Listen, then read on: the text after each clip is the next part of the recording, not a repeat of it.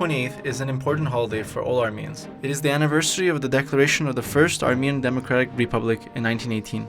Throughout the tumultuous times the Armenian nation has lived through since then, the Republic has remained a symbol of self-preservation and perseverance, and the first independent Armenian polity since the 14th century. The existence of today's Republic of Armenia owes a great deal to the First Republic. Politics has been shaped by our representatives in office and how they interact with each other. Parliamentary, presidential, and municipal elections have taken place in 2012 and 2013 around the Caucasus. The Armenian Parliament today is a unicameral, one-chamber body with 131 members, compared with 80 in 1919. The first parliamentary elections in the First Republic of Armenia took place a year after independence.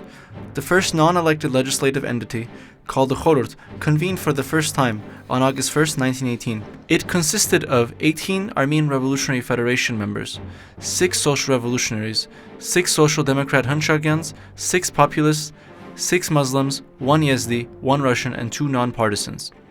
The president of the Khorut was Avetik Sahakyan. The prime minister was Hovannes Kachaznuni. An elected parliament was the next step for the government, but the statute for the elections to the parliament was a modified version of a 1917 All-Russian Constituent Assembly. All citizens were able to register, regardless of their sex, religion, or race. Ottoman Armenian refugees were also able to register. The Khorut chose the Central Election Bureau, and the registering of the citizens began from there. Just over 365,000 citizens were registered from 12 administrative regions.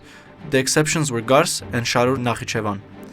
Much of the Muslim population decided not to register. The populist party's boycott of the election may have led to Boghos Nubar's advice to the Ottoman Armenian refugees to not participate because the parliamentary elections did not represent all Armenians. The Social Democrat Hunchagyan party also boycotted the elections. According to historian Ararat Hagopian, election violations such as the distribution to voters of flour and other commodities, pressure from rural leaders, and the inclusion in voter lists of deceased persons were noted. The election took place from June 21st to 23rd, 1919. Approximately 280,000 votes were cast. The results are announced by the Central Election Bureau, were as follows. The Armenian Revolutionary Federation, Dashnak Sutyun, 72 seats. Social Revolutionaries, 4 seats. The Tatar, today's Azerbaijanis, 3 seats. The Independent Peasants Union, 1 seat. The Kurds, Populists, and Assyrians had barely 1%. Alexander Khatisyan was elected as Prime Minister. It's worth noting that 3 women were elected as deputies, Gadarine Zalyan Manukyan, Varvare Sahakyan, and Berjui Barsegyan. They were all wives or widows of prominent ARF members. The Armenian Revolutionary Federation now controlled the executive and the legislative branches. The majority party and the government were in all likelihood viewed as synonymous, just as they are today.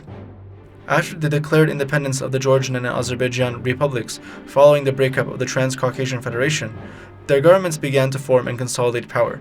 In neighboring Georgia, elections were held on February 14 through 17, 1919, to a constituent assembly with 130 seats. The Social Democrat Mensheviks obtained 109 seats, the National Democratic Party of Georgia 8, Social Federalists 8, the Social Revolutionary Party 5, and the National Party and the ARF combined to 4. The assembly then elected Noah Jordania as the head of the government. Parliamentary elections had taken place in Azerbaijan just a few months earlier. The first parliamentary session took place in December 1918. The Musavat party won a majority of the seats, while over a dozen other parties and groups were also represented in the parliament. In terms of ethnic and religious affiliation, Muslims led by the Musavat party held 80 seats, the Armenians 21, and the Russians 10. There was 1 German and 1 Jewish parliamentarian as well. The elected speaker of the parliament was Ali Mardan Topshubashov. In 1920, Russia's Bolsheviks launched a military campaign to subjugate independent Azerbaijan, Armenia, and then Georgia. Despite the subsequent loss of Armenian independence and the ensuing Sovietization of Armenia, historian Vahram Ter-Matevosyan tells us, well, there are a couple of things that I want to mention. First is politically that the creation of the First Republic gave a shelter and a sovereign right for these lands and internationally recognized rights for these territories that we currently inhabit. Symbolically, of course, just imagine the creation of the Third Republic.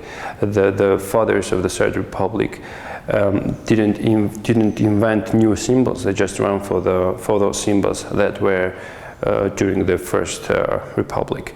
And also, we want it or not, but the realities of the post-Soviet realities took us to the pre-Soviet realities, because many things, many historical political disputes that we inherited in this region, we were still there during the First Republic. Important historical works have been written about the First Republic, most notably Richard Hovhannisyan's 4 volumes of the Republic of Armenia. Well, of course, Richard Hovhannisyan's book is an important contribution to the history of the First Republic.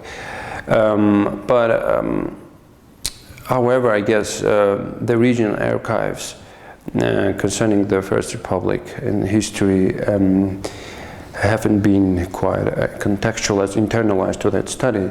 So I guess if there is an opportunity to study more the Georgian and, if possible, the archives of that time, the People's Republic of Azerbaijan, then I guess more information we can have concerning, especially to the conflicts in the South Caucasus, to the Georgian-Armenian conflict, to the Karabakh conflict. The history it requires, the more you go deeper, the more you get excited and more information can be revealed. So that's why I guess that we need more study, but more of social history of the First Republic than just political history. This is something that I guess is important. We used to study the history, more classical study of history, but the times are gone. We need more social history of that period, how the peoples, not in Yerevan, but outside of Yerevan, lived, how they've created, how their daily lives were conducted and stuff like that. There are many parallels that we cannot just ignore.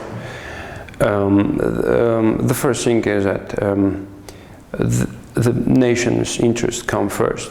That's the first lesson, that the first legacy that we have always to care in our minds and our politicians. The second is that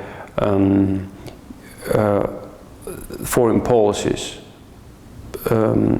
affect the domestic politics significantly.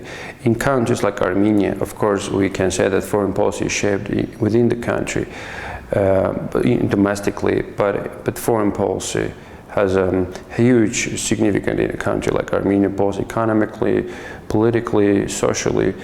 So these and other lessons, the current politicians of the Third Republic, they have always to keep in mind that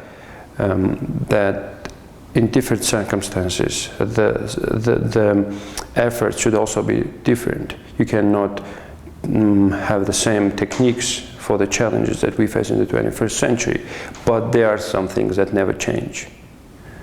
These are the things that will have moral and psychological implications also for the politicians of nowadays.